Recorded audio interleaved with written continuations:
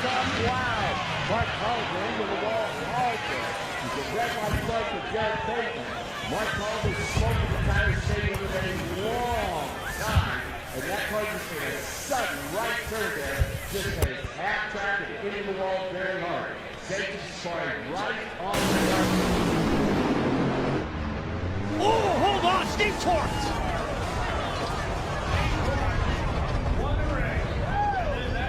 Steve Torrance wins the race, but more importantly, we got...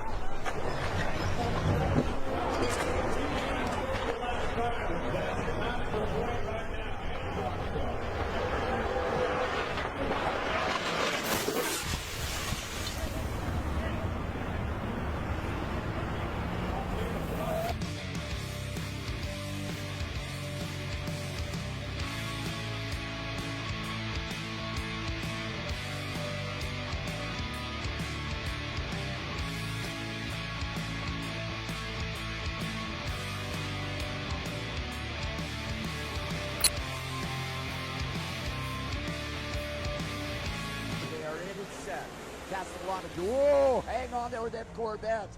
Woo, boy.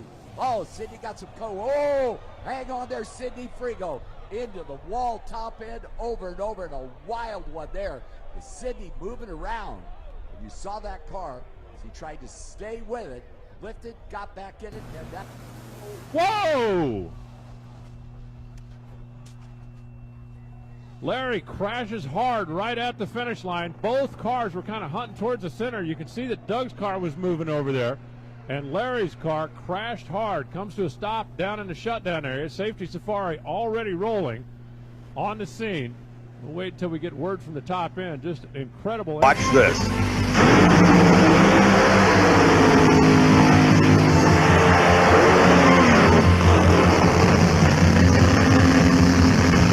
With the touch of a true master of his craft, Garlitz regained control and drove the car through the cloud of tire smoke back toward the starting line. The streamlined dragster came through the crash in remarkably good condition, considering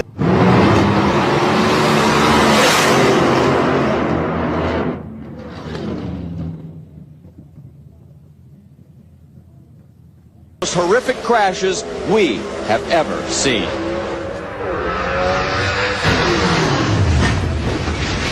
What happened here, Mike? Well, what happened was Bruce Allen in the right-hand lane got the car a little bit loose, and it moved over towards wall out of the groove. When he went to correct, it was basically with no downforce. It rotated the rear end of that race car around, trying to spin it out. But then when he hits the rubber in the middle of the racetrack, he tips it up on his side.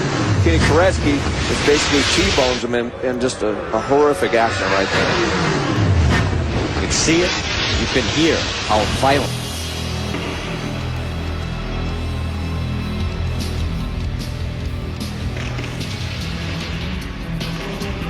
2 tons of downforce generated by the rear wing. Suddenly, it reaches its breaking point. It fractures directly behind the cockpit, triggering an emergency deployment of the parachute. I go from looking on the track, getting ready to pull a chute, to looking straight down. Getting after it. Oh, we have got a blowover, Jazz.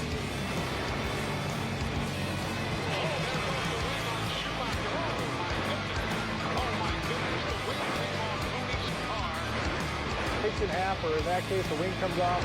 There's nothing you can do except tuck your arms in, and I didn't even have time for that. The wing came off Tony's car. Her parachutes deploy, but just disappear. Now she is flying for that sand trap. Boy, the parachutes flew right off of that car. That was a much harder hit, Paul. She went through both of the nets and hit the water barriers. I think the barriers actually filled with sand is what I'm told. And obviously a lot of damage to the front of that car. Looked like it just wadded up the front of that car. But once again, a lot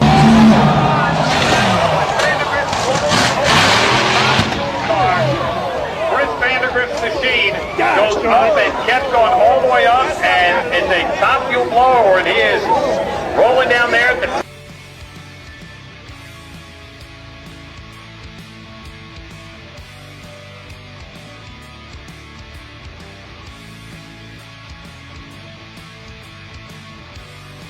Disaster struck at 500 kilometers an hour.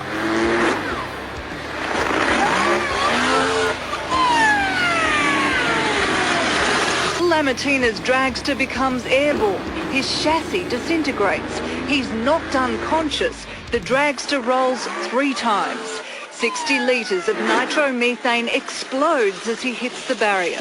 The front wheels left behind as Phil in the centre of the fireball crashes into a second concrete wall. The run started. Oh, we had no idea how bad it was going to end up.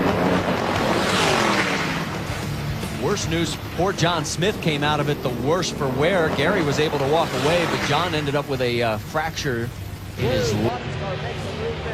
Nice save. Whoa, Monty Green over. John Christie also into the wall at the top end there, as I believe he got into the parachute of Monty Green's car there. John Christie will take the win, but nobody cares right now. As you saw Monty's car get loose there and make a move, and I thought he saved it. But then it came over into John Christie's lane, and John appeared to get into the wall at the top end there, trying to avoid Monty. Just a wild one there. But the safety Safari on the move at the top. One is fine. Now Larry Dixon carries the front end. Schumacher stays in the gas, and then the car just breaks apart, sending debris all over the racetrack as Tony comes back down to earth, encapsulated in the driver's compartment and able to walk away from what was a horrific-looking incident. The car seems to be working just perfectly, with no visual clues as to why it could not withstand the forces of the run before it disintegrates. Schumacher is launched into the Tennessee. Look at the car on the left side. That is Mike Austin of Medford, Oregon. Grazes over the wall, hits a second wall, and then slides down and hits and knocks over a third concrete barrier. And you know what? Veteran driver. He actually finished 5th in the points in the Lucas Oil Series in 2010. But what you're seeing is a tribute to the son Brandon went for the ride of his life.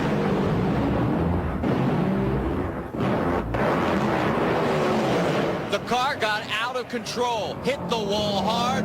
Brandon up and over, and from that moment on, everyone was holding their breath. Father Kenny didn't even. Daniel Wilkerson back for his first appearance of 2013, but back in 2009, he had this very scary incident in Memphis. Well, Mike Dunn talked with the second-generation racer about how he reacted, while his father Tim explained what happened and how he.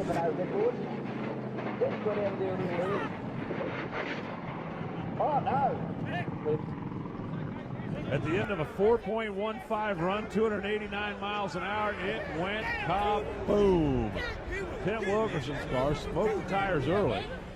Got sideways at this end of the racetrack, and he was out of the throttle. And from that point on, he was kind of dodging red snap-on shrapnel down there.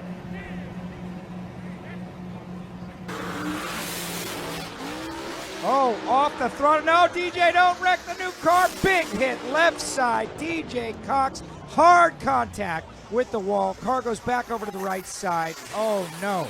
DJ Cox trying to control that race car and just made massive contact with the left side wall. Nick Janik got down through there, 569, and he is out of the car, ladies and gentlemen. He is out of the car.